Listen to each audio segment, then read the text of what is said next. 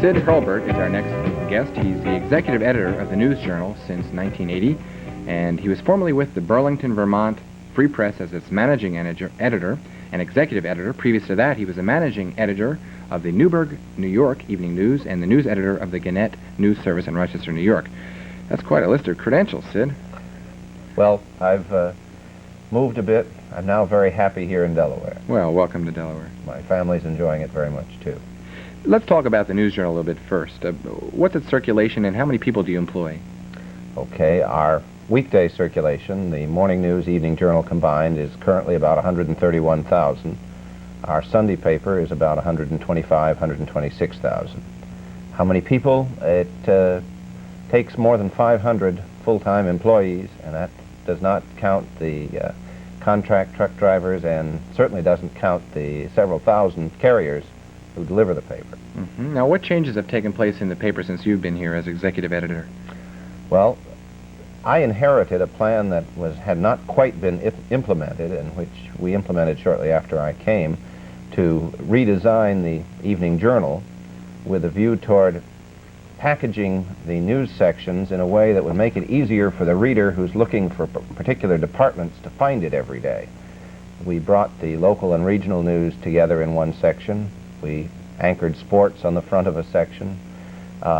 We put the business pages in a consistent location behind the sports pages. We brought our coverage of entertainment, the arts, lifestyle, leisure, humor, comics, and so forth together in a fourth section. What we were trying to do is make the news easier to find for the reader who's in a hurry when he or she gets his paper. We took that same concept into the morning news and did some fine-tuning on its arrangements also. I think one of the things that has drawn the most positive comment from readers in the past year or so has been our introduction of what we call the timeout section that runs in both papers on Friday. Oh, yes, I like that very much. Telling people what's going on, a kind of massive where to go, what to do section. There's no question in our minds that people look to the newspaper to perform a bulletin board function. Yes. Of telling them what's going on in the community, and anything we can do to make it easier for people to quickly find the topics they're interested in makes the newspaper more useful to them. We've, as I said, gotten a very positive response to that. Well, let's speak about the Sunday News Journal now. Of course, that's a new project, really, relatively new. And about we were 6 years, I believe. Right, and matter of fact, we were the only state for a long time without a Sunday paper. Mm-hmm. Do you plan to expand it, perhaps having a magazine featuring local stories?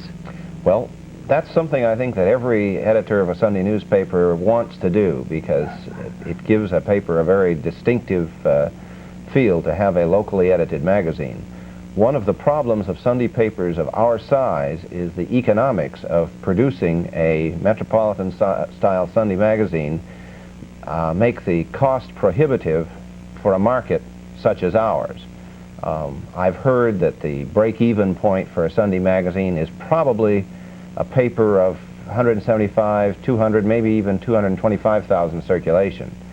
We aren't that big. I think realistically we won't get that big. What is the circulation now of the Sunday paper? 125,000. Mm-hmm. Now, technology is changing, and down the road there may be new technologies in how to produce a weekly newspaper magazine that will make the cost more realistic for what this market can support. We'd like to do it, but if we were to do it now, we would very frankly be undercutting what we're doing in the main paper, and we feel the reader would lose on that. So it's an idea that's on the shelf for the moment. Mm-hmm.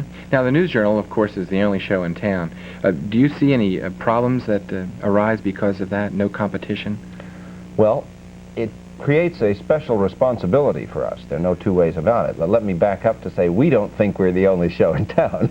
I mean, in terms of a major paper, right. I shouldn't say that. Of course, there are other papers in town. We are the only general interest daily newspaper published in northern Delaware. Mm-hmm. No two ways about that. But we feel that well, let me back up. That we feel that puts a special responsibility on us to make sure that we cover the news fully, carefully, fairly, and that we make sure that people get a fair chance to speak their piece in our paper. I think as the economics of the newspaper industry in the United States have shifted so that fewer and fewer cities have been able to support more than one newspaper publishing entity, when a city even the size of Philadelphia That's right. now has only one newspaper publishing entity putting out 2 papers. That tells you what has happened to the economics of the business. There's even some predictors who say that newspapers will become passé in the future. Well, who's to say what's going to happen in the future? There's no question. Technology is changing. There's no question the technology is there now for people to get information of the kind they get in newspapers into their homes in other ways. Right now, the expense is very high. You can't get the same volume of information for 25 cents or 25 cents a day. If down the road the cost of other technologies comes down, certainly the information business may change. I think newspapers, if they're smart, have to be careful that they, well, the saying is that they don't make the mistake of the railroads. Someone said the railroads thought they were in the railroad business. They were really in the transportation business. That's right. And newspapers have to remember that they are not merely in the newspaper business, they're in the information business. Well, you know, there's another criticism of the News Journal. I've heard some say that there's not enough local coverage. How do you address that criticism? Well, there's certainly, we would like to do more in every area. And we find that there's a group of readers in any community that is so intensely interested in one aspect of coverage that they want more. There are people who wish we did more national and international coverage. There are people who wish we had more sports coverage. There are people who say, why don't you have more business coverage? We try and balance the content of the paper in such a way as to provide a fair volume of information for the general mass of our readership. I think a community newspaper and a regional newspaper such as ours has to be something of a smorgasbord for its readers. And we recognize that not everybody is going to be interested in everything in the paper. But we have to, you might say, provide the pickles, the olives, the salad, the meat and potatoes, the desserts, the nuts. And some people are going to want to gorge in one area and ignore others, but we have to have a reasonable volume of each there for people to pick from. Well, what, in 30 seconds or less, what advice would you give to those aspiring reporters and editors out there? Get a good general education. Most of the people we hire have at least some college. I'd say all have some college. Most have college degrees.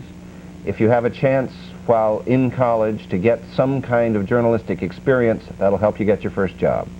Well, thanks very much, Sid. Thank you. This has been Sid Hurlburt. He's the executive editor of the News Journal, and we want to thank him for coming on the show and telling us about the News Journal. And Sid, if the viewers have any gripes, they can contact you, right? They do.